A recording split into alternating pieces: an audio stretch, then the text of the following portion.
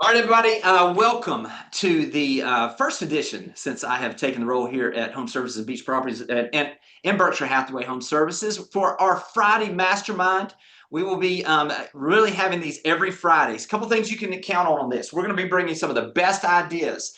We're going to call this the quick win collaborative environment where we're going to share ideas in a way that will give you some actionable steps that you can take in your business that are going to get you deals. So I'm going to share my screen real quick and get started with this. We've got some great agents here that I want to share some of the details of what they have going on. You can see the live stream happening over there. We're going to get to a couple things though before I start with this. Okay, I'm going to actually start with a couple things that I want to share to give you a idea of some basic structural things that you can do to really start this off. So as I mentioned, we're going to call this the Quick Win Collective, and this will be each Friday at this time. You will be receiving email updates on this from your leadership team, or if you'd like, you can always, if you're signed up for my email list, you'll be receiving these as well. So a couple of things I want to do is, this is the way that I believe.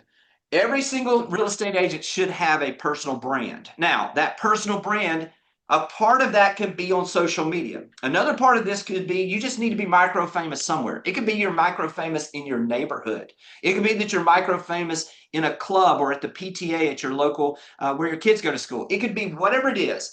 But a personal brand is so vitally important. And this is the way that I put it. A real estate agent without a personal brand is like a bright star behind the clouds. It doesn't matter how bright it shines. It's irrelevant if nobody is there, knows it's there. And so what we want to do today on this portion is we're going to focus in on social media and how you can not just have an impact and have more reach, but actually do more deals. So we're going to have some good examples of that from some agents. So how do you grow your audience and generate more business? This is the biggest question most people have. I view everything that I do as far as posting or social media content in a couple of ways. It all starts with the content, okay? And I view it as like a cascading pyramid. This is what I'm wanting it to do, okay? I want the content, I want it to make sure that it expands the brand. So you want to make sure that this is in line with who you are and who you are wanting the public to view you as when you're posting those things.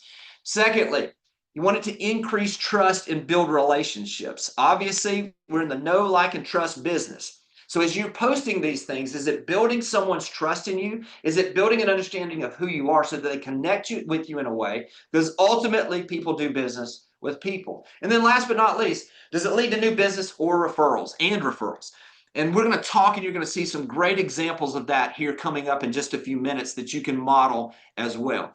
But that's the basis that I do. Now, listen, everything I do in life, I try to base off of this rule of five that John Maxwell has talked about in the past. And if you haven't heard this, let me tell you what the rule of five basically says. John Maxwell says that if you have a tree in your backyard and you were to walk out there every afternoon and you were to take an axe and you were to hit that tree 5 times, and then you were to put the axe down, you go back inside, and then the next day you come back out and you hit that tree 5 times, you put the axe down, and you do this day after day after day. It's not a matter of if, but when will that tree fall? Now, some trees are bigger and they take a little longer. Some trees are smaller and they won't take as long. So what I want to do is I want to introduce you to my 5, 4, 3, 2, 1 principle for growing on social media based on that rule of 5. So this is what it looks like. You want to have 5 direct messages, 5 DMs every single day. Here's what's happening is the direct messages are a personal communication that you have with someone. Now, if they respond back, what we're seeing is the algorithm is responding to this. So, for instance, if I were here and I were to DM Olivia, who we're going to hear from in just a few minutes, the algorithm, and she responds, the algorithm is cued that, oh, they've got a personal relationship. So consequently, when I put my next piece of content out, or she does, it's going to make a much higher likelihood that we're going to see each other's content. So it's a way to just get a little more personal, send some direct messages, do those things where you're building relationships and you're training the algorithm. So on a daily basis, send 5 direct messages. This is what look, we all scroll. Now we're going to talk about scrolling with a purpose, okay? The next thing is 4 comments on posts or reels. We're also priming the algorithm by doing this. Now, I will tell you, one of the biggest ways to build your social media is to find these groups. You may have a Facebook group about your city where people are asking questions. Not that you're going in there as a real estate agent, but you're going in there and you're giving a thoughtful answer that is of value. When you do that, people will then circle back to check out who you are and consequently you'll receive more follows. It's also a great way to stay in touch with your sphere of influence. It's also a great way to expand your sphere of influence. So make sure you're doing those 4 comments on post or reels each day, and then 3 comments on stories. Here's where it is. The stories, you have to understand, when we're posting on a reel, if we're doing a reel, or we're doing a video, or we're doing a carousel, or whatever we're posting on any of the platforms, here's what's happening is that is going to expand out. The stories portions, as we've been told by Instagram, is more for the people that you're connected to. So this is where we build relationship. This is where people get to know us a little bit more. So this is where we're going to share more kind of the day in the life stuff, and it's going to be a little more personal. If you comment on the stories, people are going to absolutely see those. I don't know about you, but when somebody comments on my stories, it immediately lets me know, and you'll see that in the messages portion there. Next, 2 likes or hearts. Look, we needed 2 likes or hearts. These may be people that you see a great post, but you don't have something that you want to say about it, or you don't want to send them a DM congratulating them on something or whatever it might be. 2 likes or hearts. And then last but not least, every single day, consistency is key with social media. Post a reel, a story, or some type of post every single day, okay? Now, again, you've got to find the cadence where you can have an ability to basically have a pace where you can have peace. So whatever that is, give yourself some grace. If it's 2 times posting a week, make it 2 times. If it's 5 times a week, make it 5 times. Whatever it is for you. But if you want to grow quickly, posting quality and consistency is going to be your keys to those things.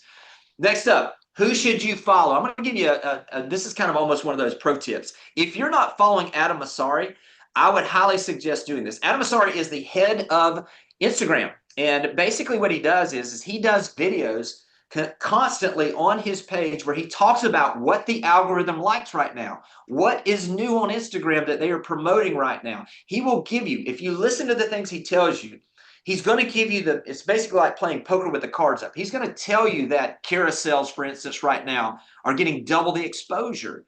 He's going to tell you that why doing something where you have a carousel versus in multiple photos is doing better. So these are a couple of things. So what's moving the needle right now based on what he said? Number one is his focus on content that people will share. One of the things that he said just a few months ago is that Instagram and also Meta, and this applies to TikTok, to any of the platforms you're utilizing, is that they're looking for interaction with others.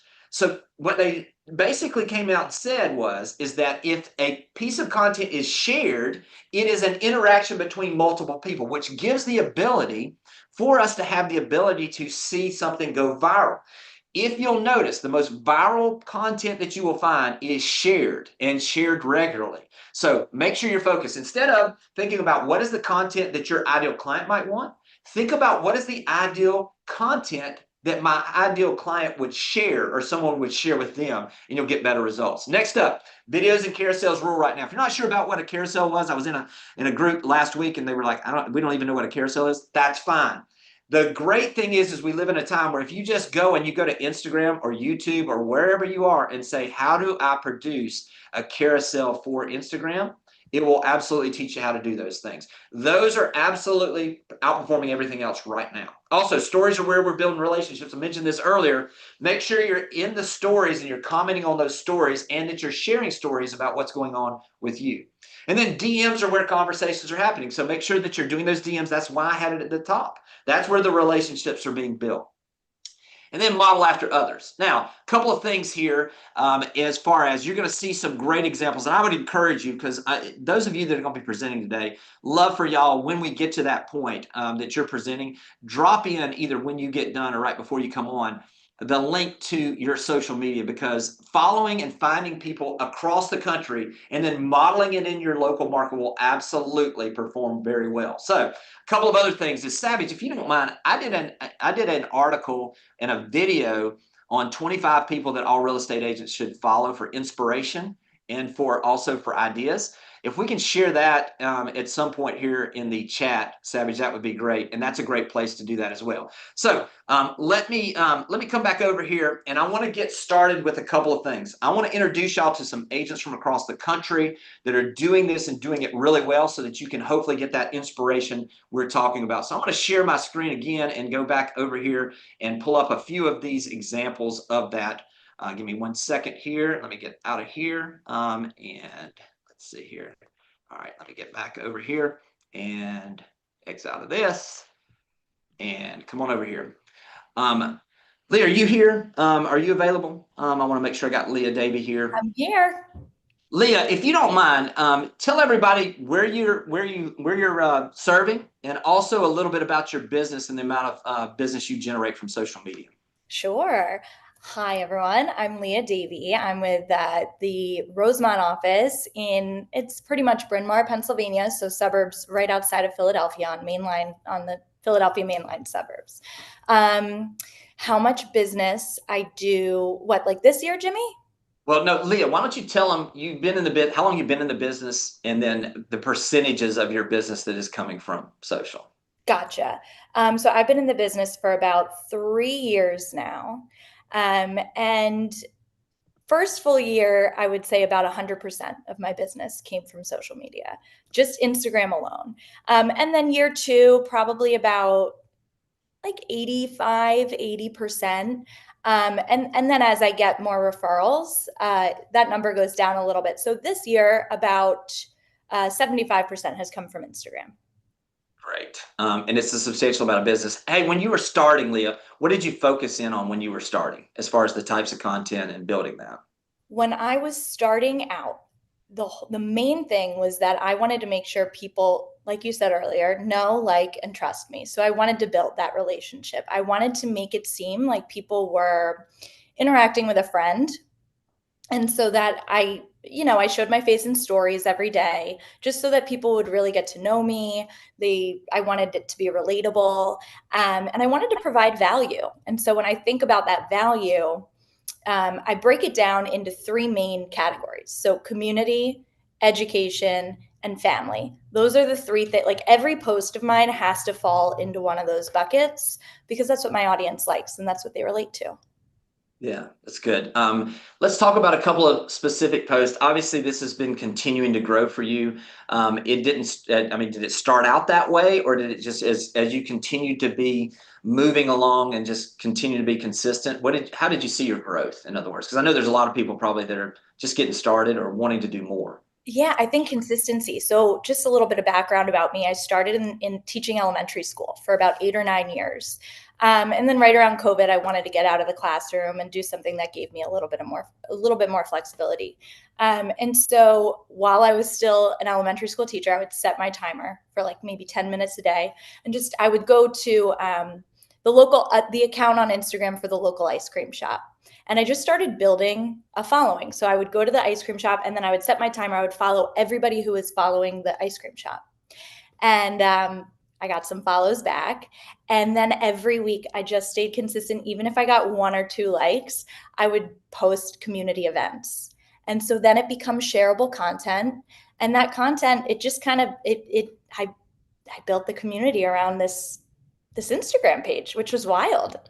Yeah, and Leah, I want to highlight one thing that I've watched you do a little bit as I've kind of started looking more at your stuff. One of the things I see is that obviously there are patterns that we can see where, like you were talking about, your weekly updates. Those things, just the consistency of those continue to give value to that group. And it seems like what you did is you went in there and you saw, after doing enough content, what did your audience respond to? Like you said, your three buckets. And then once they started responding to that, you just give your audience more of what they respond to. You've almost got to do enough posts, enough reels, enough content to start seeing, because every audience is different. And I think you've done that really, really well. I'd love to share kind of some basic fundamental things that you've done that are doing really well. So I'm going to play this video if that's okay real quick. And then I'd love for you to kind of tell us a little bit about what this post is and why it did so well. Okay.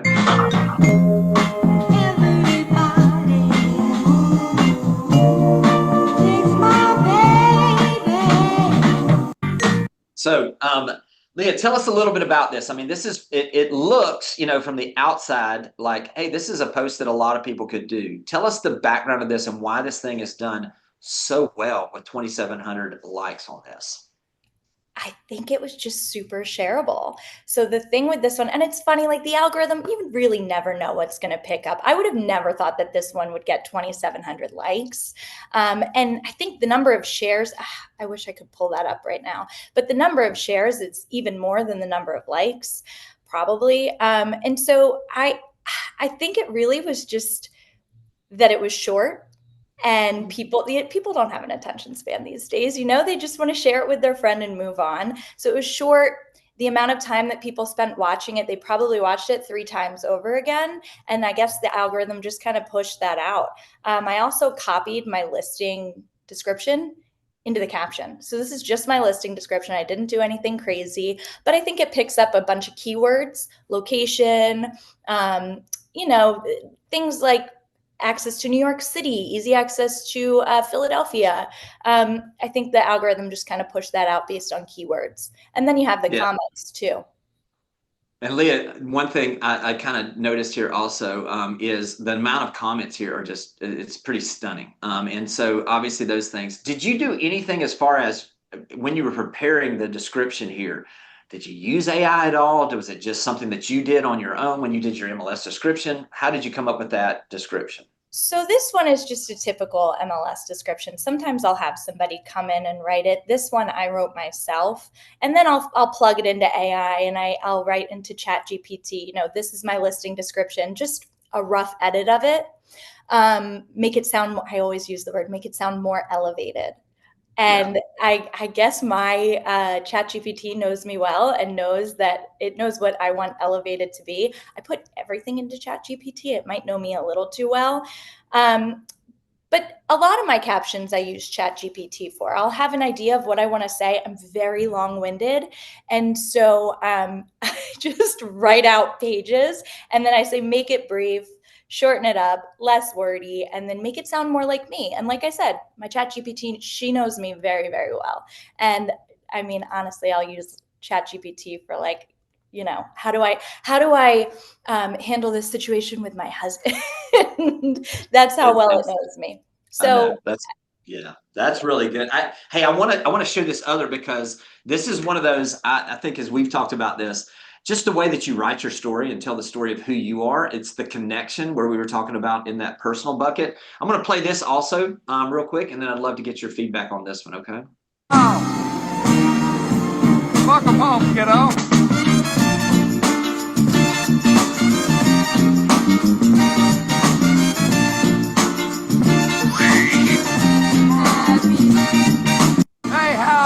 So a couple things here, Leah. First off, the storytelling that you're doing on the side, when you and I talked about this originally, you write a lot of this stuff out, and then obviously, just clean it up a little bit. But just the way you're telling the story of you and where people can connect to you is pretty powerful. Again, I noticed that this is a shorter video that is with the post, which obviously keeps it showing more, and it gets seen multiple times. And the loop that you did. What did you do to edit this? Did you use CapCut? Did you use the native for Instagram, or how did you edit that? I just edited that in the Instagram app, not the separate edits app, just in the Instagram app. I like my clips to follow the sound. So I will look at, you can see the sound bars, how high something goes. I'll cut it there to kind of trim things based on when the sound moves, the video moves. Yeah, no, and look, this is a perfect point of the way that you're moving from business to personal to all of those things. That's the flow that everybody's looking for. Listen, Leah, if you will, one last thing. Obviously, drop your stuff down when we get done, if you will, in the chat. And I would encourage all of you to follow, because we're just touching on a couple of things. One thing I will tell you that is really effective is that Leah has done here, and you'll see this with a lot of folks, is they will pin kind of their own personal story up. So if I'm looking at this is basically, again, another video, but it's just her telling the story of her being in real estate and this sharing, kind of being a mom, being everything that she's sharing about who she is, and it is pinned to the top of her grid here. So you want to touch on that, Leah, on the thought process with all of that? Yeah, absolutely. I view that as my resume. So when people come to my page, they click on that. Like, you know, people want to see who I am. It has my picture on it as the cover photo. So they'll click on it and then they'll see, oh, she's a mom. This is where she lives. This is where she works. These are the things she's interested in. This is her story. And I just want people to relate to me. I find that that's the best resume because listen, like if you don't relate to like me in jeans playing in leaves with my kids in the lawn, like you don't want to work with me. And quite frankly, I don't want to work with you. No, that's a great point because what it does is it acts as a filter. You know, and I've always called them OKPs, our kind of people. I'm not perfect for everybody. My accent's going to bother certain people. You know, I talk too fast. That's fine. That's just not my people. You know what I mean? And there is such an abundance when you understand how abundant this business is and the opportunities are. I think you can get more into who you are. And I think the authenticity that you show here is the reason why it does so well. Leah, thank you. If you don't mind, drop that handle down there, and then we're going to go to Colby, and Olivia will come to you next. But Colby, are you available now? I am. Hey, Jimmy. All right. Colby Anderson, Santa Rosa Beach, 38 area. If you hear his accent, we grew up in the same hometown of Defuniak Springs, Florida. Yes. So, Colby, I'd love for you to share a little bit about. I mean, this is really social media and video is something that you've done just in the last little bit in your business. You want to talk about a little bit about kind of the transition you made and kind of what you're seeing results wise. Yes.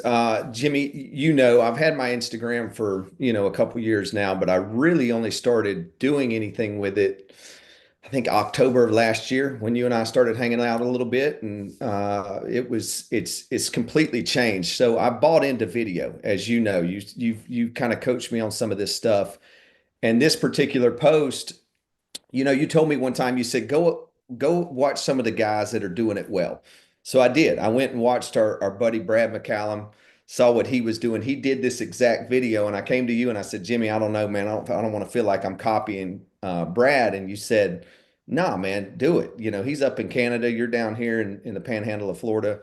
Who cares? So I did, I mean, this is one of my videos that went really, really well. And then it was funny because I think I told you, I went back and looked at Brad's page and just some of his comments.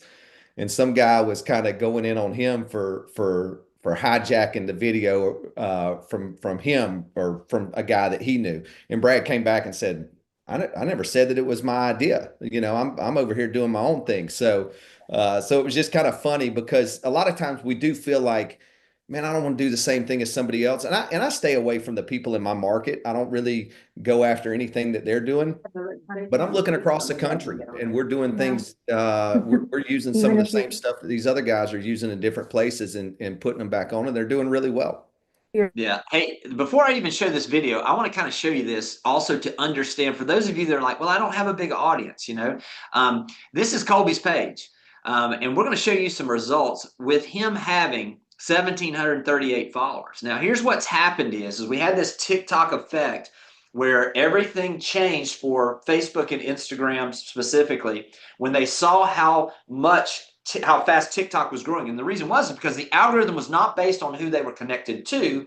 It was based on the content that people were looking at. So consequently, there's never been a better time, no matter the size audience you have, for you to put content out there that is going to be seen, that's going to grow your audience, and that's going to have an impact. So I want to go back. I'm going to show y'all this. This is a great creative way to see how to do this. And again, like Colby said, take these ideas and use them in your local market. There is nothing saying that you can't model after someone else. So let's just look at this. This was a great listing, great creative way to market this listing as well. Have you ever wondered what it looks like to glide through your dream home?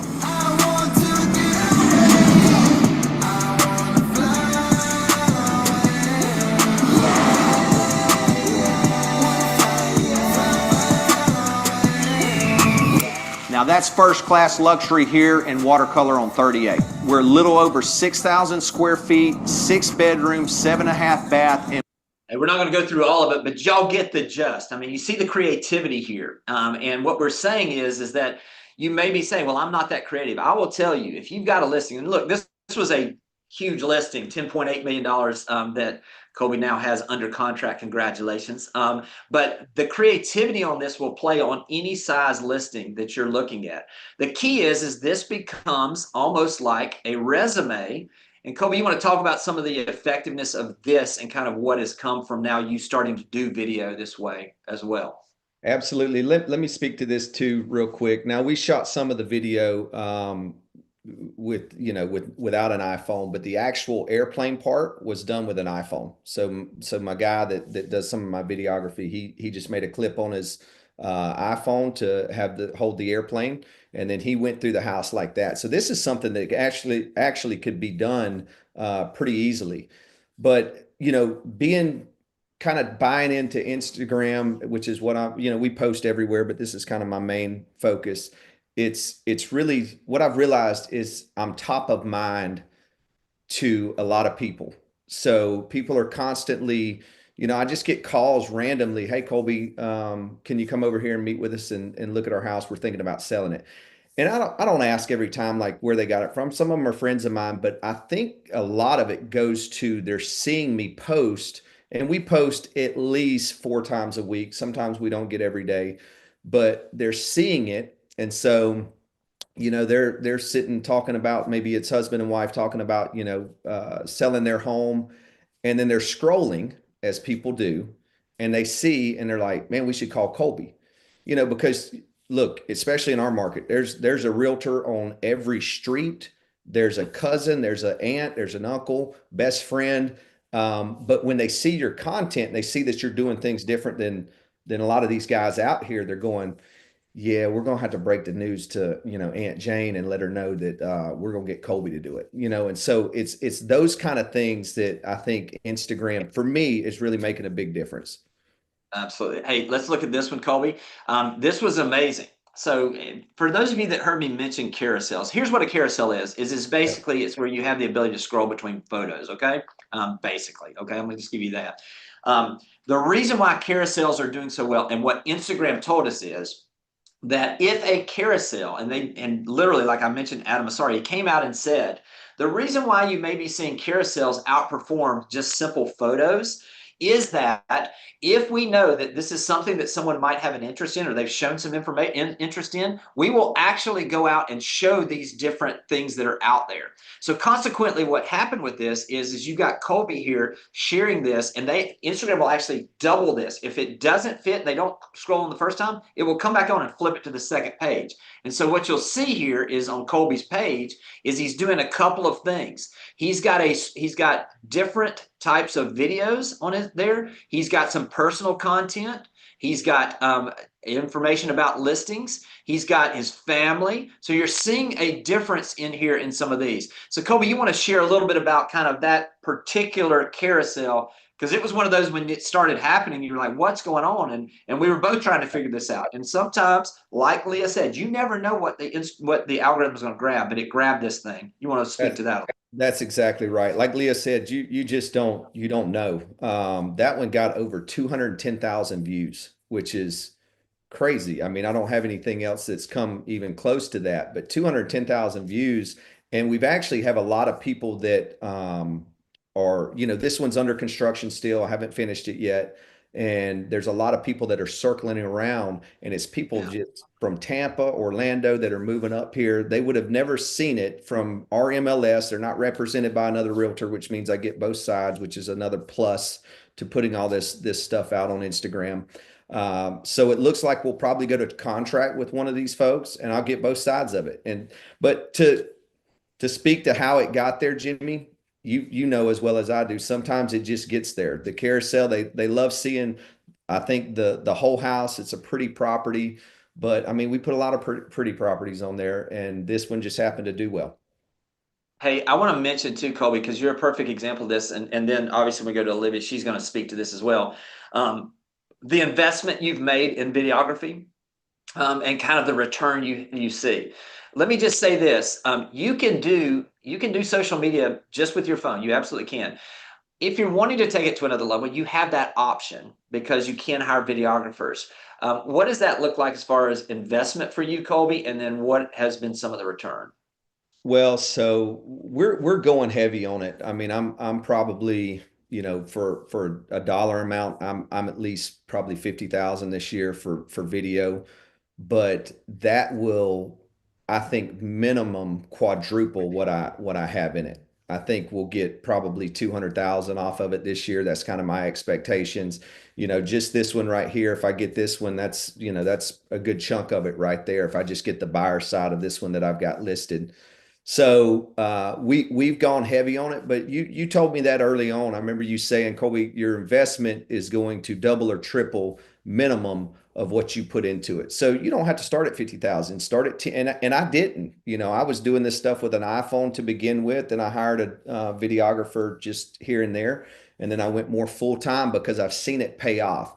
So as the money's increasing on the sales, I'm putting more money into it. So it didn't start at 50,000. But the other thing that Leah said is, and I totally agree with this, is it has to be authentic. Like I'm starting to add stuff to my Instagram. I do devotionals once a week. I just added that a couple of weeks ago because that's who I am. That's a big part of who I am is the spiritual side, church, and things that I love to do outside of real estate. And so I've added that to it, and I've got a huge amount of people just reaching out, saying, man, that's great. I love seeing it. A lot of comments, a lot of things like that, that I'm not doing that for business. I'm doing that because I want to see people. I want people to see, who I really am. Because when they look at my page, sometimes they just see real estate, and I don't want them to see that. I want them to see family. I want them to see, who Colby really is. And I think that adds a ton of value to what we're doing on social media.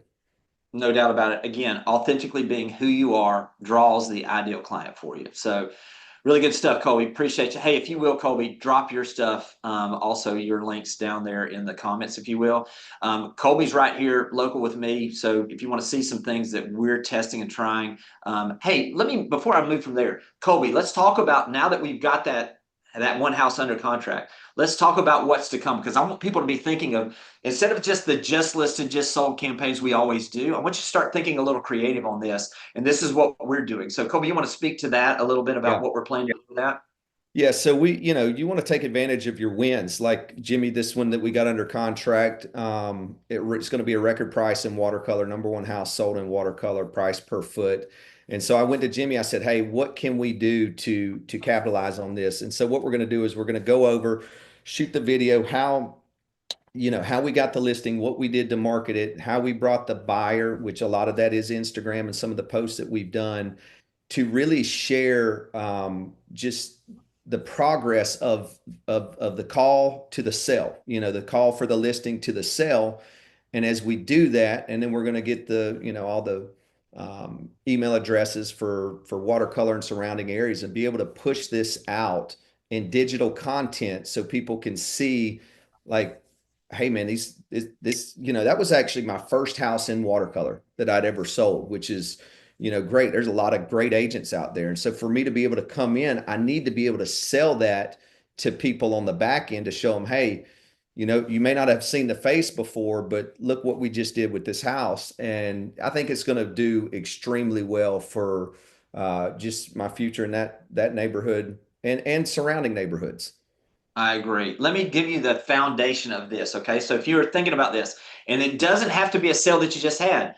People don't know whether you sold it last week or last year, but think about a sale where it was unique. And what you want to do is you want to have the viewer be putting themselves in that position. So for instance, I'm going to use this with Colby's. What we want to do in the format of this, okay, is we want to have a quick hook. So right now, listings are sitting a little longer. Colby comes up, and in the front of this, he's moving, and it's going to be a video of him coming on immediately and saying, wondering what it takes to have a record-setting price, sale price in this market environment. This is the story. And then what he's going to do is he'll shift to where he's inside the house, or he's moving inside the house again. And he'll say, this is how it started. The seller reached out, and their biggest concerns were. He'll speak to that. And then he'll say, with that in mind, we decided to design a marketing plan that involved, and he'll be having B-roll footage of that video of the things that he's done. And then he'll share the story of, then we had the opportunity to receive the offer, and he will speak to how not only did he get it under contract, but how he negotiated the best price possible and the best terms for his client. And then what he'll do is he'll wrap up somewhere along the lines of saying, if you're someone, especially right now, guys, this is one of those we were talking about. If you're someone that is wondering what it will take to get your place sold, DM me and I'll be glad to get you the details. This is a direct call to action because we know there's a lot of people out there. We've talked about this. There's going to be more expired listings. So the best agent to be is the second agent. So if they're sitting there and they haven't sold their house and Colby's talking about how he got a record price in watercolor, he's probably going to get an opportunity on those second opportunities, especially with those that have maybe been trying to consider it and wondering is now the right time. He's showing proof. The key on a lot of these are make two things the hero. Make the process or the people the heroes, not you. Just listen, another one sold. I'm just telling y'all, it's tired. People don't care anymore. What we want to do is what's in it for them? What's the process? And even if they don't like Colby, which everybody likes Colby, but even if they don't like Colby, they can't argue that the process got the highest price sold. And so when he shares the process, they will tie into that process. Good stuff, my friend. Appreciate you. And Thank you, Jimmy. And drop that stuff in there if you will. Next up, Olivia, I'm going to come to you, and then Josh, I'll be coming to you. Olivia, tell everybody Jimmy. where you service, kind of a little bit about your business, and then let's go into some specific content, okay? Absolutely. I am here in coastal Virginia. So by that, I'm based in Williamsburg, so very historic as well, America's capital. But I sell primarily Williamsburg, Yorktown, and Gloucester on the waterfront, but all the way down to Virginia Beach. And my company is from basically Richmond to Virginia Beach and up to the Northern Neck. That's our triangle in Virginia.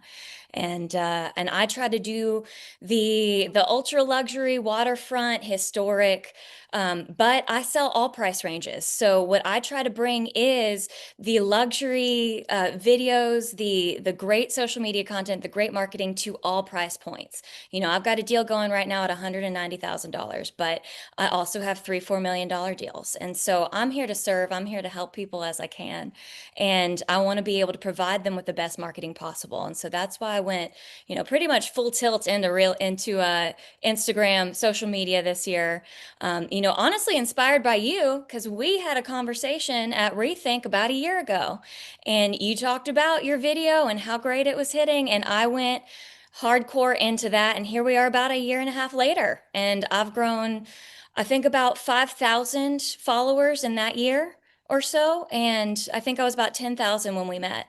And so, you know, now I'm at like what, 16.3, and really trying to get better with the videography, really trying to focus on the features that actually sell a house and get leads from these videos.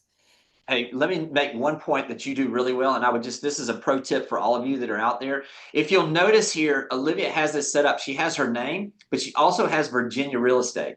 Now, you have to understand that is searchable. And so there will be people coming onto Instagram that will go to search and be like Virginia real estate agent. So all of this is important. This is a perfect example, in my opinion, of how to set up where it's easy for people to know who she is. You know, she's an expert in negotiation marketing real estate, associate of the year, globally recognized. She's got her link tree here that'll give you links to those things. This is a perfect example of that. Let's get to some specific things. Obviously, Olivia, I want everybody to be encouraged. We're showing a few of these like we did with Colby, which was, you know, something. We showed Olivia with a 500,000. We're going to get to Josh where it's a different price point in Auburn, Alabama, and some of the things he's doing also. But I want to show this luxury so that hopefully it inspires people to do this. So this is the video. I'm going to share this video. Then I want you to share kind of the thought process.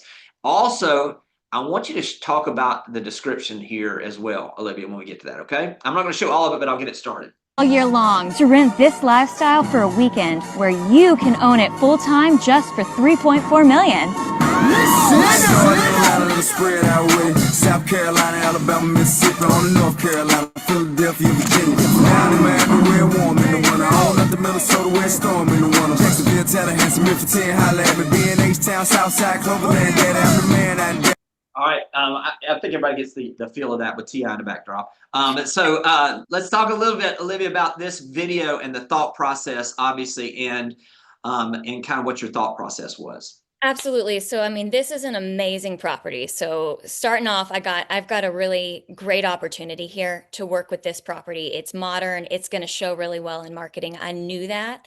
And so going in, I wanted to go really hardcore with the video. I wanted to get as much content as I could. So I found a great videographer, and I did spend some money on this, but I wanted to showcase it. This is a lifestyle video. This is not a, hey, this house has this many rooms and this much bathrooms and XYZ. You can see that in the comments. You don't need to see that in the video. The video is about giving a feeling to this home and giving it a real luxury take on what you could own in Virginia. It's rare to see a property like this here, and I wanted to really showcase that. And so I found a fantastic videographer. His name is Justin Bayless. I think we are collabed on this video too. If you want some ideas, you should follow him too. But it was really a collaboration, and he came with some ideas. I came with some script ideas. We walked through the house. I told him all of my hit list of this is what I want to see. This is what I want to be in. You know, I had a realtor friend drive in a Ferrari. Obviously, we need to like highlight the fact that the garage has tile in it. Anything that you as a realtor can see that's a selling point, well, spend a second on that instead of putting it, you know, in a description. You're given the feel. And so that was the point of the video. Justin did an amazing job editing this. You know, I could not have asked for a better product. And, you know, just that how interesting the architecture is of this video, of the house, I think he mirrored with the video, with the in out, the lights on, off, things like that. And, you know, like you said before with the several other people who came before me, it's not always rocket science. You can copy people. You know, please take this format, copy me. I do not care. I'm all here for it, if that helps you grow your business. But I looked at so many luxury videos on Instagram, and I took the pieces that I liked, and we try to incorporate some of that in here too. But the hook obviously gets you, right? You know, gets you in there, locks you in. The music also, I think, really good choice for this type of house. The next video we can see is a complete polar opposite from this, and we can talk about that there too. But I didn't want to spend too much focus on the features, because then we can talk about the comments. So my description, you know, I'm a big fan of AI. I pretty much use it as my sounding board. I love to figure out ideas and use some of its suggestions. So I will play around with captions, without emojis, the things that I thought were really the hit list on this home, and took that, put that in this Instagram comment, and basically mirrored this throughout all of my marketing, YouTube, my pamphlets, all of my paper materials, everything that I do for, you know, postcards, everything is, you know, it's uniform across this entire experience. Yeah, and a couple things here that you'll notice, that I noticed is, hey, you work hard to get people to engage with a comment, with your content. You'll notice every single person that made a comment, Olivia responded to, and so that increases your engagement. It feeds the algorithm. The more engagement, obviously, the more that the algorithm loves this. So great example there. I want to show this other video also, and just so we can kind of see this. And look, we're seeing some things here. Olivia is investing in these, but you have to understand, these are not just the videos for these properties. The next time she goes to a luxury listing and she has the ability to share these types of videos, now what she's done is she's building a resume where people can see it. It's one thing for you to tell people you'll do a great video for their property, but when Olivia walks in on a luxury listing and she shows that video and this one, it sets her apart completely. So this is the second one, and then we'll come back and discuss it. How about a private drive? How about a private bridge to your own island? Take me to your river. I wanna go.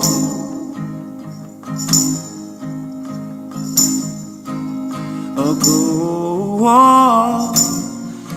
So you kind of get a feel, obviously unique property here, an actual island. And so Olivia took the opportunity to really showcase this in a way. Again, look at the number of likes here and the engagement that she has on this, which then leads to more exposure. So let me just say this. If you're thinking about content, some of the things that can do really well, it doesn't have to be the largest house.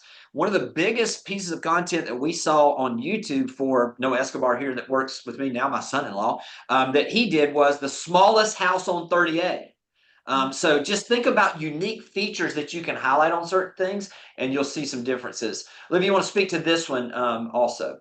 Yeah, absolutely. I mean, obviously it is an island. And by the way, it is still for sale if any of y'all have anyone who might be interested in it. I I love this property. It's so unique again. It's actually on the same waterfront as the other one.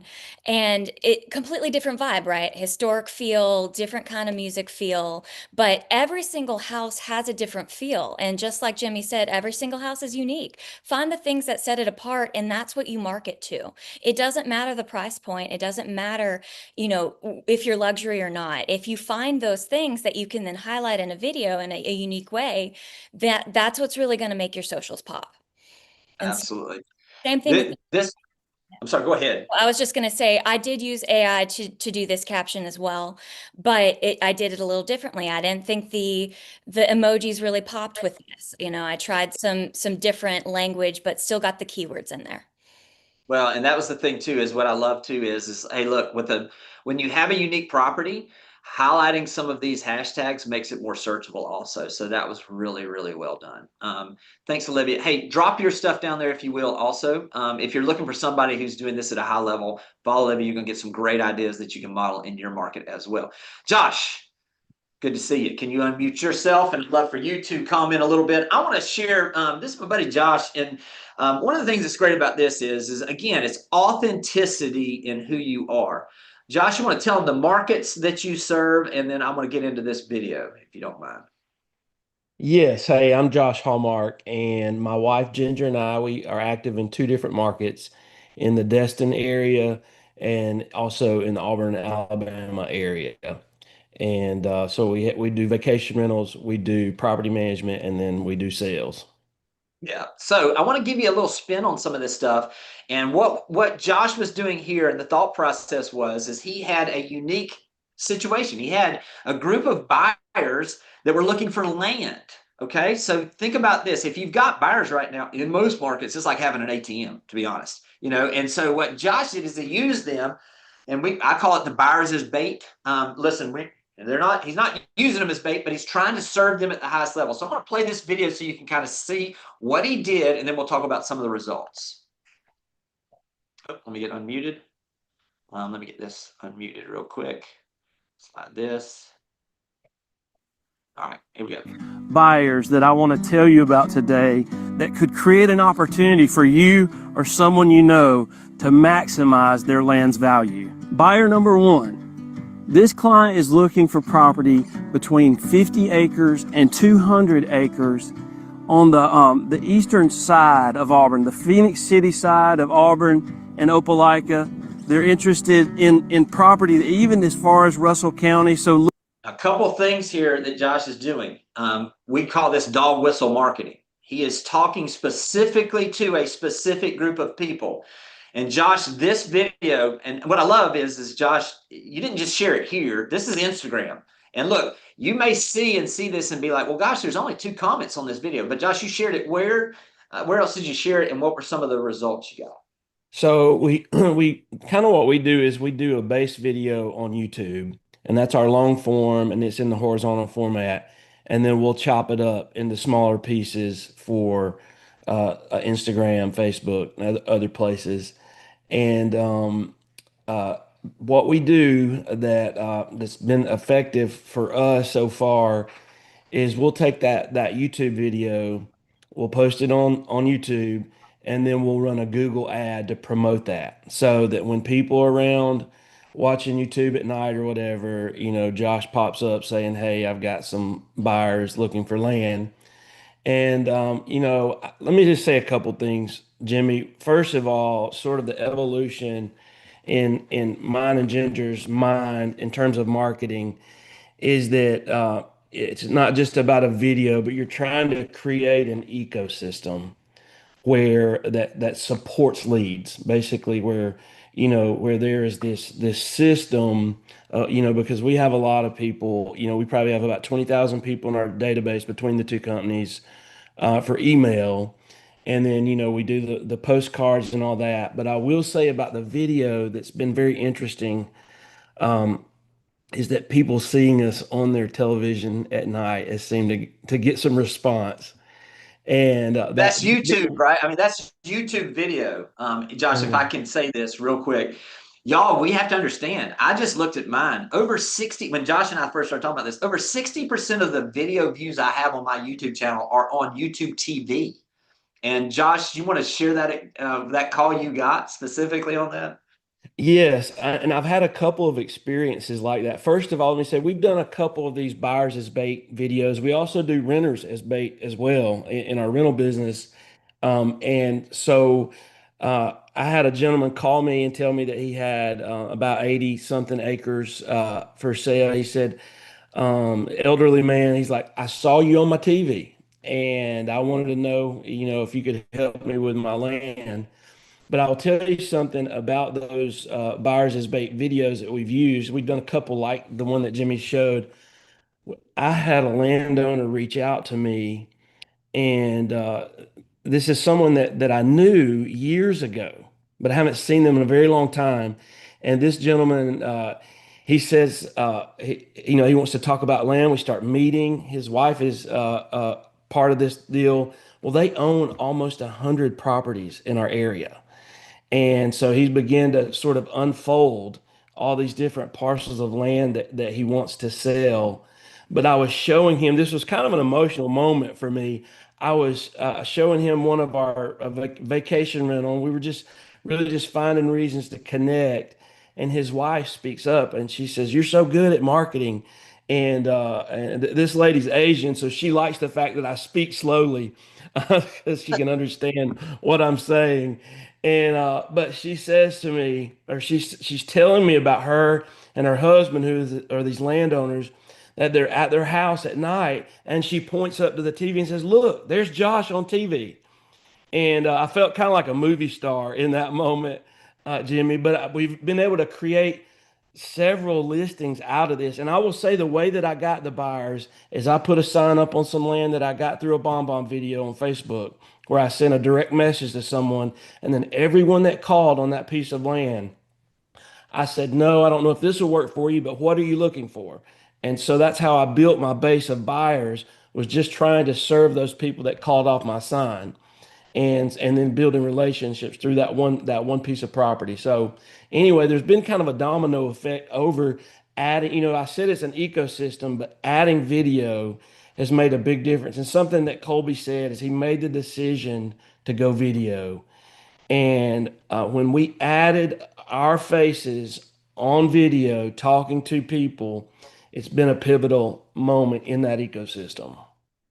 Yeah, it's been great. Hey, Josh, as we wrap this up, I want you to share that it's not just about the real estate. I mean, obviously, you and I've talked about this. You've generated 10 listings just from, opportunities from just like this one video of just using the buyer's bait. But you want to talk about the ripple effect, if you don't mind, and then Taylor will come to you. Absolutely, yes. So, really neat. My wife and I also, we've got our hands in a lot of things. We run a private Christian school here in Opelika, Alabama. And so I'm looking at property. The landowner I mentioned, he sees my videos knowing I have buyers, and he actually connects me with a gentleman that has a 60-acre horse farm. And I was looking for a horse farm for these people. And lo and behold, I just connect deeply with this person. We had some mutual friends, and I tell him about our school, and he's like, "Look, I know someone that has a building, and our school this is our 8th year as a school, and we are looking for gym space for our athletic program." And long story short, this gentleman connects me with another person. This is all just friend to friend kind of things that happened that started with this video.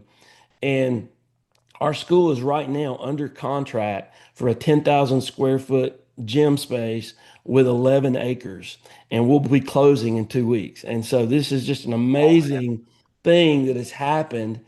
And it was kind of just responding to, I just felt, Get that. I felt, I felt challenged to put myself on the screen and talk. And I was a little uncomfortable at first, Jimmy, I'll be honest.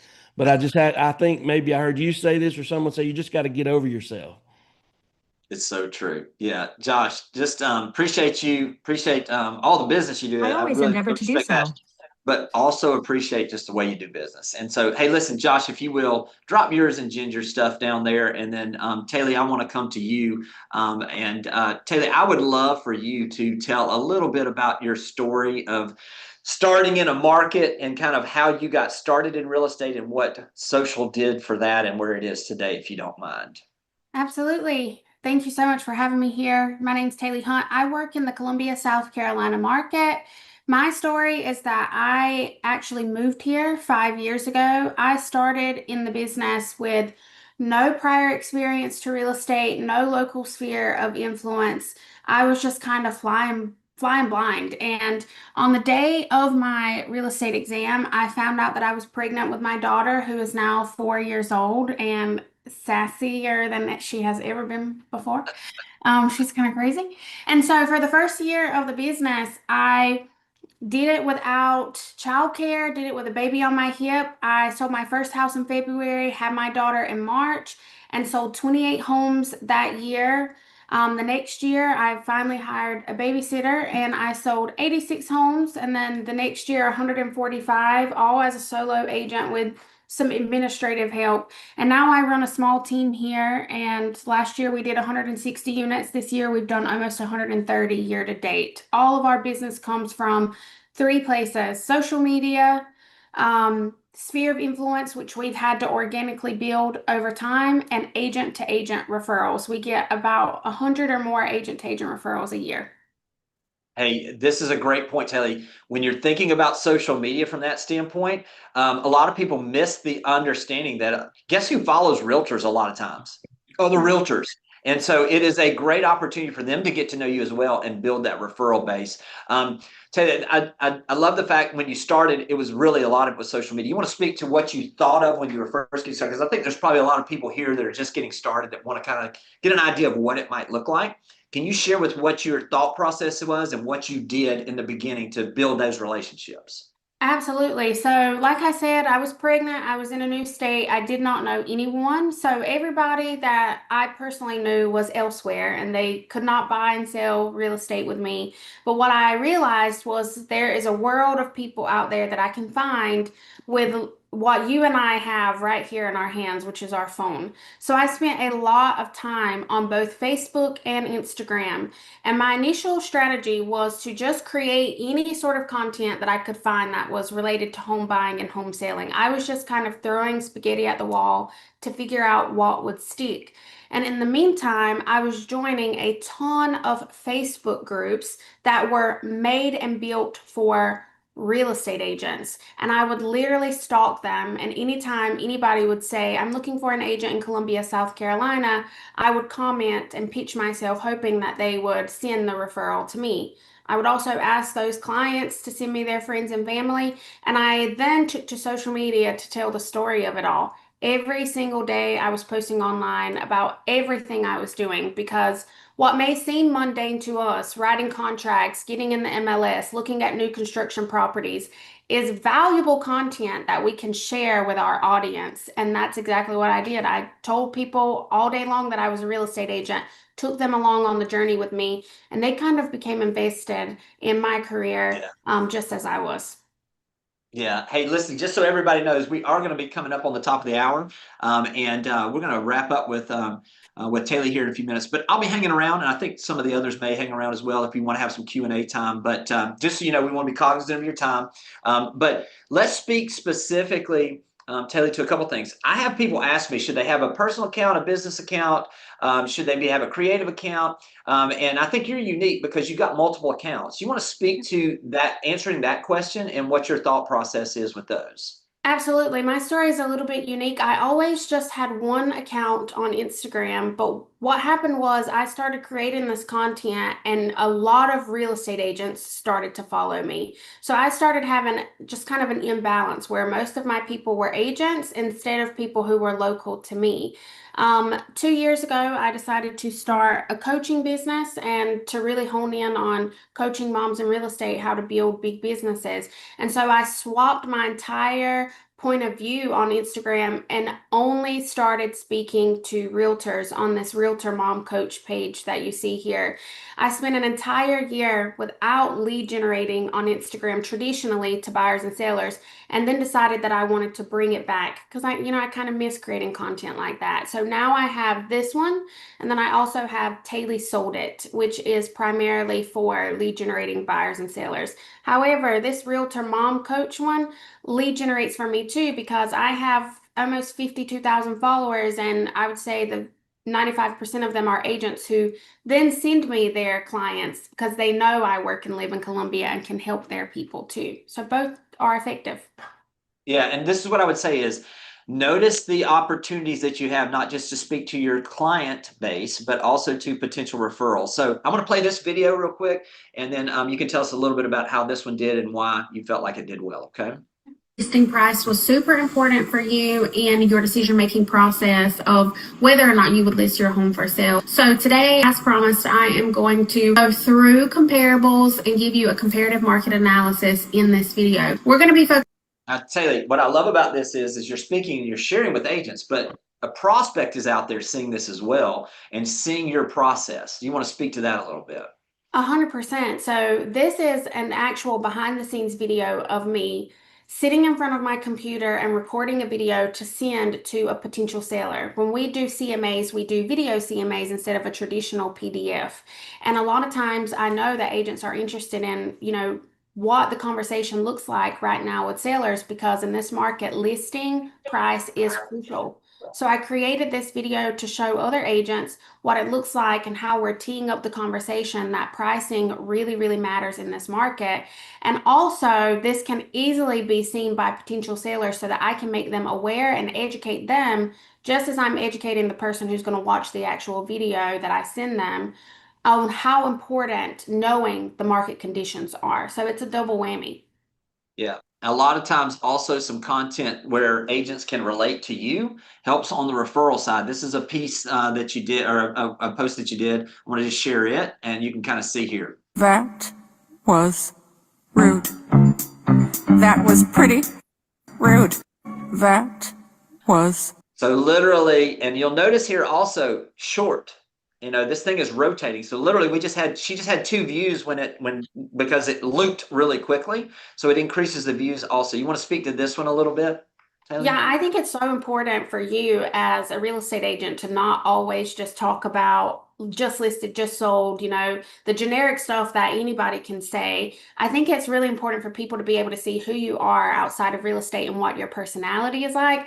This is a scenario where my sign install company accidentally put the sign into the wrong yard, and the owner called and was not very nice. And I thought it was just insane, the things he was saying. And I was like, I've got to tell this story to the world because people are going to be like, whoa. And it just brought on a lot of engagement because we as agents, we deal with so much crazy stuff that people wouldn't understand. And it makes people see that like you are relatable and you are dealing with the same kind of stuff that I'm dealing with. And it's just like common bonding, Yeah, it's really, really good. Listen, Taylor, as we wrap this up, and everybody, we'll have Q&A after this. Obviously, I want to be cognizant of the time. If you were starting out again, I'd love for you to share that. What do you wish you would have known, and what would you have done more of or less of if somebody's here just getting started? When you start out as a real estate agent and you think, I want to use social media to be able to get business, there's a few thoughts that go into your brain. What do I post? What do I say? Am I going to annoy the personal friends that I have by posting about real estate all the time? Or is this embarrassing? I think it's really important to go all in. Don't worry about what people think about you because they don't pay your bills, they don't put food on your table, and this is such a great way to be able to build a huge business. Over the last 5 years, I've sold about 550 houses and made over $4 million selling real estate as a 20-something-year-old. If I had to start all over, I would do everything I've been doing 10 times more. Because the more you do it and the more consistent you are, the better and the bigger results that you're going to have. You cannot just give up on it when it doesn't work in 3 months. You have to do it again and again. And just a few years of going all in and really focusing and being consistent on building a business can change the trajectory of your life forever and ever. So if I had to start over, I would do video from day one. I would post every single day. I would interact with people as much as I can, and I would build a business that is just totally driven off of relationships, referrals, and reputation. Yeah, and look, that's exactly what you've done, and it's super inspiring.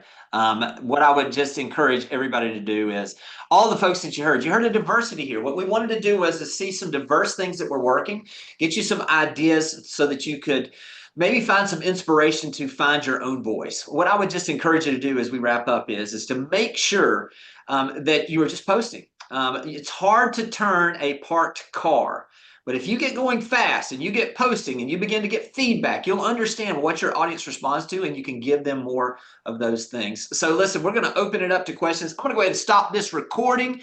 Thank you to everybody that participated, and then we'll be hanging around to answer any questions for a few minutes. Sam, first off, thank y'all. Thanks, Taylor. Thanks, Leah, Colby, Olivia, Josh, thank y'all so much for participating. I hope everybody got something out of this. Couple things.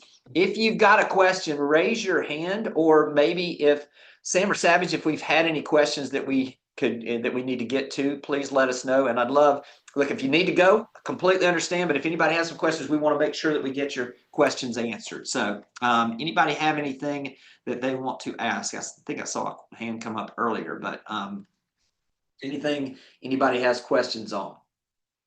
All right, let's see. They're coming pretty fast here. So let me just do this question. Let's see here. We will have a recording of this, by the way, just so y'all know.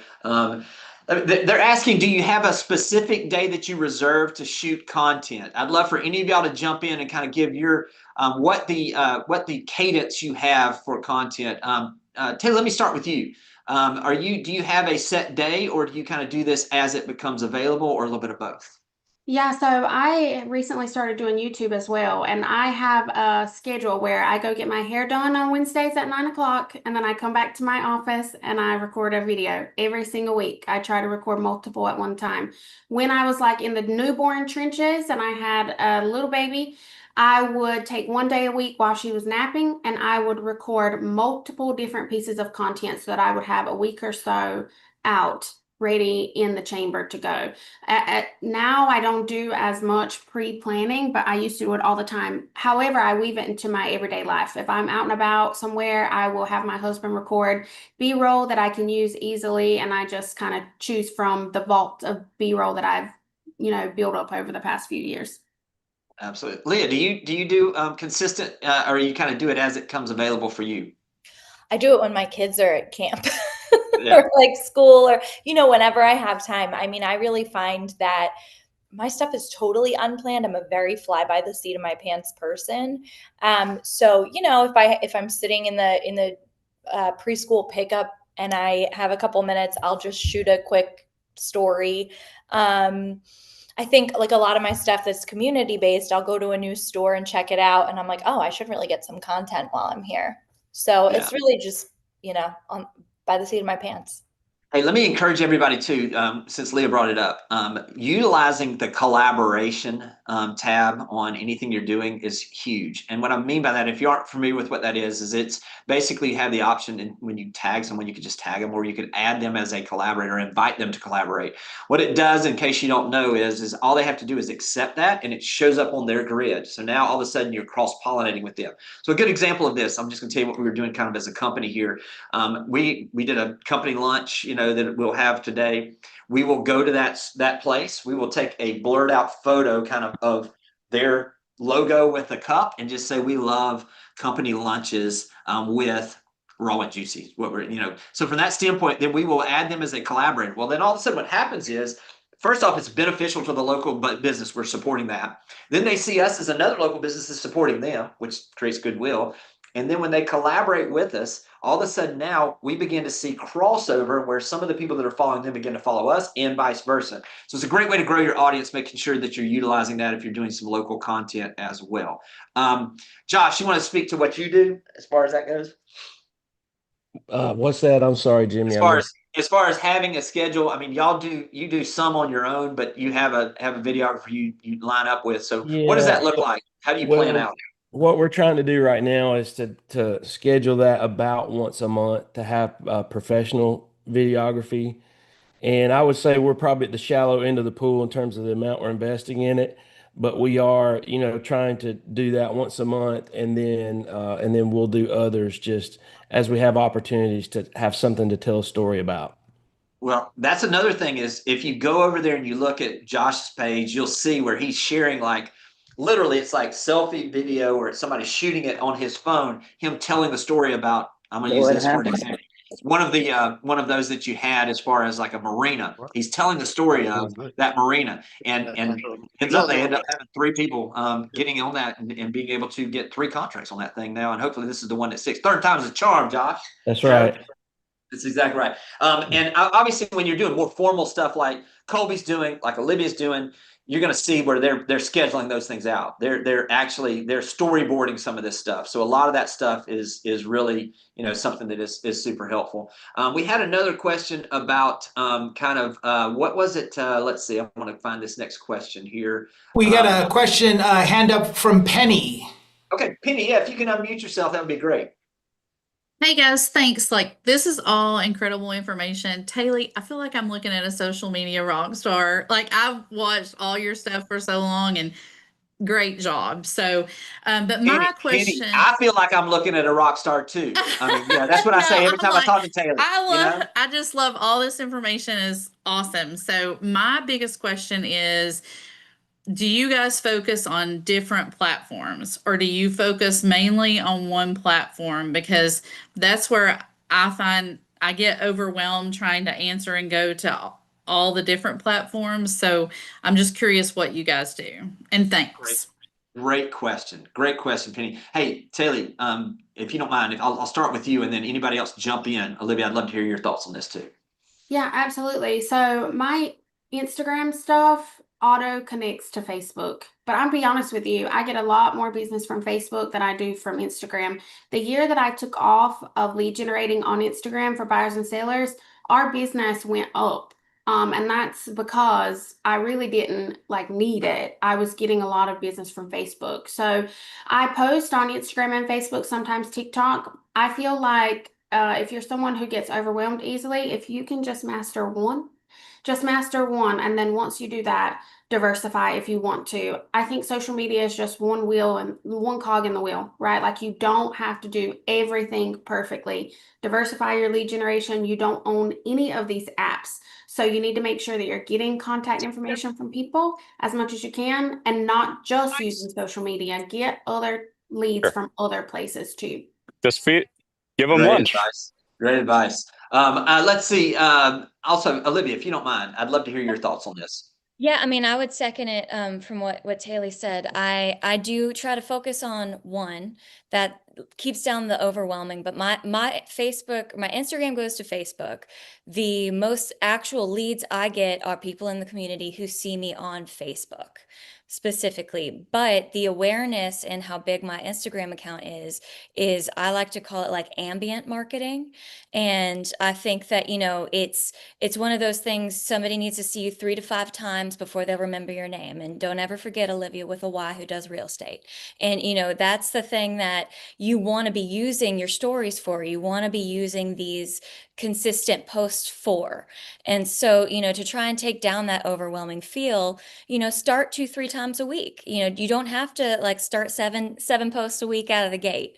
I do schedule some of my bigger posts. I like to coincide a listing video with it going live on the MLS with an event. And so it's more of a huge marketing rollout. So those things are scheduled, but not every house I can do a full formal listing video on. And so those still deserve recognition too. And you can do a story on that. You can do things that take less time. I use Canva all the time and make things myself. It's very, very easy to just get started. Yeah. Hey, y'all want to hear me just really butcher a quote? And I don't even remember. I think it was like Bruce Lee or something. And somebody correct me here. But where he talked about that he doesn't fear the man that takes 300 or 3,000 different punches. He fears the man that takes 3,000 of the exact same punch. In other words, or throws the exact same punch. So to me, start somewhere. I'll use Josh as an example because I know. Josh is very connected on Facebook. So consequently, he gets a lot of what he does from Facebook because he's in a local specific market where people know, like, and trust him. And so from that standpoint, I just say lean into whichever one. And where is your main audience? Know this. The field has been leveled. I mean, now, what we were talking about where everything's based on search. You got to understand that people are not just connected to you that are seeing your content. If the content is specific in what it's talking about, it will find the audience. I'll share this because we're not recording anymore. Well, we probably are on YouTube, but let me just say this. My son about 2 years ago goes to a Christian camp. He is sitting there and the young preacher gets up and the young preacher says, "Don't get on TikTok because all they do is show you pictures of naked women." My son leans over to his friend and says, "Does he not realize it's an algorithm? It's just showing him more of what he watches." So listen, be careful what you're watching because it's going to give you more of it. But let me say this. If you're posting content consistently about real estate in your local market, Instagram, YouTube, Facebook, TikTok, they will find you and they will put it in front of the ideal client.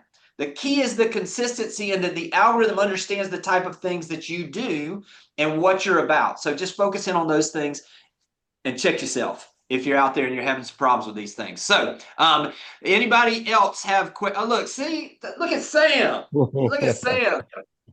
Nice. See how bad I butchered that, y'all? I mean, so yes. So in other words, the key to this is find one place, just like Taylor said, become the expert on whichever one you start and then expand out from there. Okay. There was another quote I'll really butcher here.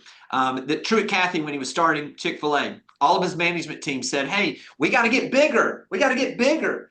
And he said, no, we've got to get great. And what we've got to do is we've got to get better.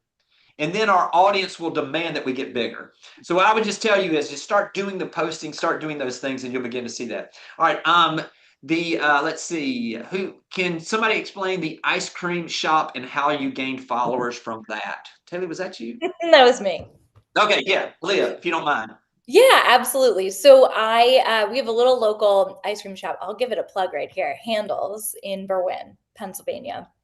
And, it has a pretty great following on Instagram. People love it there. And I just went to the local ice cream shop on Instagram, not in person. And I looked at who was following them. And I was like, well, if they're willing to follow Handles, maybe they'll be willing to follow me. So I just followed every single person who follows Handles ice cream. And then some people started to follow me back. And that's how I in the beginning, I was setting my timer and following probably like 100 people a day. Yeah. Yeah. Hey, listen, Leah, it's a perfect point. And let me just be cognizant of y'all's time too. Y'all sell real estate. So if y'all need to leave, it's fine. I mean, look, y'all have gone above and beyond. So don't feel like you got to hang on here. But I will say, like what Leah's saying, I built LinkedIn to over 27,000 connections from doing what Leah's talking about, where I would find specific people. I did it with agents for referrals. And I just would go find agents that were with the company I was with in feeder markets, and I would connect with them as to connect. And that was a way I built that. And it literally, I just, like you said, Leah, I did it consistently. This is not something to do long term. This is something to prime the pump, so to speak, and start building some of those connections. Next question is, would like some thoughts on best practices regarding marketing budgets. How much do you invest on content creation? How much do you spend on placing ads or boosting posts? This is a great question because, look, I think it all depends. You can do this at a very economical, just literally with this thing right here. Look, this is better. This camera right here is better than what we had 4 years ago. And so literally you've got that. As far as percentages, it just depends on what you're doing. If you're really wanting, what I've always said is if you're really wanting to grow, you should be investing somewhere between 20 and 30% back into your business in the early years towards marketing. And then as you get to a place, similar to what Taylor said, she didn't have to do as much because she had the pump primed, I guess you could say, where she was generating business without having to do additional. But I'd love to kind of hear about from you guys, what about spending or boosting, and what are you doing there as far as paid? Because we've just talked about organic. Anybody? I can weigh in on this. Please. I do a pretty strong paid strategy, and my background before real estate was actually in digital marketing. And so I took a lot of what I learned from that career and just put it into my own brand. And I am, of course, number one, you want organic, right? So you want to try to get something organic. But if you've got a listing that continues to be on the market for a while, you might want to do a paid strategy to keep those videos going, to reach different people across the nation. And with, the Meta products, there are a lot of things that you could do pretty cheaply that do keep those views coming in. Now, I only really spend money on production for listing videos right now. I may get into more lifestyle stuff. We'll see how big Instagram gets. We'll find out. But right now, it's just specifically my listing videos. So each of those videos that were featured from my page, I generally spend probably about 2,000 to 2,500 for the big one, the modern one, and then about 1,500 to 2,000 for the island. That really boils down to how long are you shooting? How long of a time do you need your videographer? How much editing do you need? And if I'm going to be spending money on content like that, I want as much content as I can get, so then I can do remarketing videos or do something different. And really, if you're going to spend money on a listing, you should post something for just listed, under contract, and closed. And then depending on how long you've got it listed, continue to reconfigure those videos. Do something different, do something more memey, and you can get all that content on that same day that you're shooting from the beginning. So that's how you really be efficient with your spends if you're going to get into videography professionally. And so, to me, on a $3 million house, that is a worthwhile budget. And just like Jimmy said earlier, that's a now resume builder for me. Those videos are going to stay right there pinned. Every time I go into a $1 million listing appointment, I pull up that video. You better believe it. And it gets me more and more listings, even if the house is already sold. And so that to me is worthwhile. But, in terms of actual ads, I would say on Instagram, some of my better performing videos, I will keep a reoccurring ad, and I would spend somewhere between $4 and $7 a day. And I will target specific things, and I'll A/B test it. You can do a lot of different trial and errors on the back end and see what works for you, see what audience works for you. But you need to know your numbers. So if you're going to do an ad spend, then you need to follow up and do the work to see where are your ads going, what's the most efficient, and then start to funnel your money to those places that are most efficient. And so I think that's going to be different for everybody. But on Facebook, it's a little bit of a different ad setup. Facebook ads actually do get me leads. They do hit the demographics that call me or use a button, click, find out more. Those ones I think I spend a little bit more money on per video. It's not outrageous, maybe $100 to $200. And, for me, if I'm going to build this content and spend all day putting on makeup 5 times in 90-degree weather and, looking like this on a huge property, then I want it to go as far as possible. So I think it's worthwhile to build that into your budget.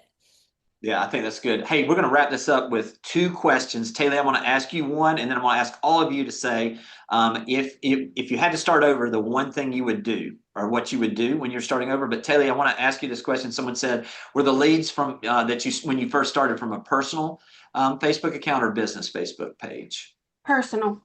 I have a business Facebook page too, and I keep it updated, but it was from personal. Okay, great. All right, Taylor, let me come to you first then. If you were starting over right now, what would be the first things that you would do to start rebuilding? I would add as many real estate agents as I could on my friends list. I would get to 5,000 friends as fast as I could, and it would be realtors from all across the country, not in my local market, all across the country. I would research what the feeder markets are. If I can pay out 25% of every deal I do and keep the other 75% and make $1 million a year doing that, I would totally do it. all day long. That's what I love. All right, great stuff. Thanks, Taylor, again for everything. Toby, if you were, I mean, you're into this, really less than a year, really start to do some of these things. If you were starting over, what's the one thing you would do? I would double down. I think Taylor said that earlier. Somebody did on here. Just double down on what I'm doing now. I've realized that this is the key to success. I got a lot of success outside of real estate videos and stuff, dealing with a lot of different developers and stuff in the area, but that just adds to it. So as we're going to double down on video, we're going to get more listings. We're going to get more of this stuff that adds to being able to walk into these developers' office and have these conversations. Being able to show the videos like you are talking on the listing appointments. Everything that we do is set up for the future listings and the future opportunities and future conversations. So doubling down on what we're doing now, what everybody's talking about here is where I would head if I first started. And it starts slow. I mean, I told y'all mine's 50 this year. Spend, but and that's just videography. That's not counting some ads and stuff like that. But it didn't start like that. It started, we weren't spending anything. We were just posting, and it just, the more it works, the more you realize you need to do more of it. And let me just say this to what Colby's saying is that investment that he's spending, the 50 this year, it will pay dividends for years and years to come. If you sent $50,000 worth of direct mail, it's going in the trash and it has a lifespan like that. So just continue to think about the value of the compounding over time. Leah, I want to come to you, and then Josh will come to you. But what would you do if you were starting over right now on social?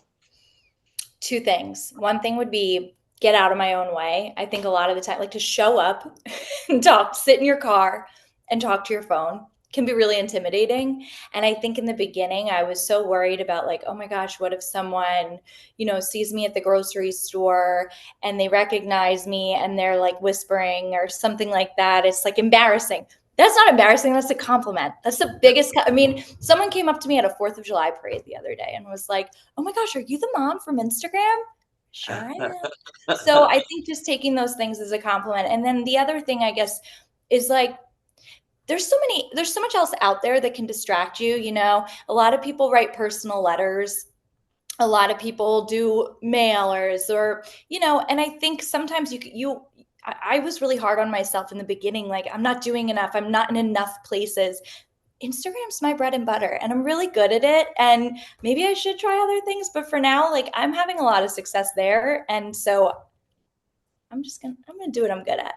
Yeah. Hey, Leah, that is a great point too, is don't judge your chapter 2 on somebody else's chapter 14. Mm-hmm. When you're seeing this group who's been doing this consistently, and maybe you're sitting there trying to figure out what you're going to do, they shared a little bit, but you don't know the times that they posted, and there was 2 people posting. It was their mom on one of those that responded to it. So look, just give yourself some grace and understand that it's a process. Thanks, Leah, for everything. Really appreciate it. Josh, if you were starting over, what would you and Ginger do?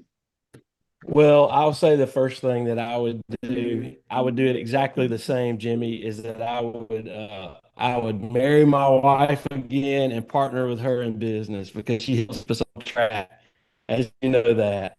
Yes. And the second thing I would say is just to echo the sentiment about doubling down on the things that we did well. I will say getting in front of the camera sooner. I would do that. I would get on camera more, and I'm realizing more and more the benefits of not just doing the hard sell, but just adding value to people, giving them information. I believe someone said earlier, just the things that you do every day, don't take for granted that they know all those steps, but just communicating stuff that adds value. Yeah, such good stuff. Thank you, brother. Appreciate you. Olivia, wrap us up here. What would you do if you were starting over? Absolutely. I think I would focus more on networking, both online and offline.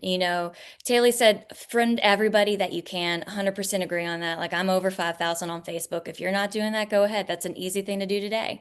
Start to friend everybody. But same thing with, your Instagram. Go out, follow people you want to emulate, talk to them, message them, be actually engaged on these platforms, learn them that way.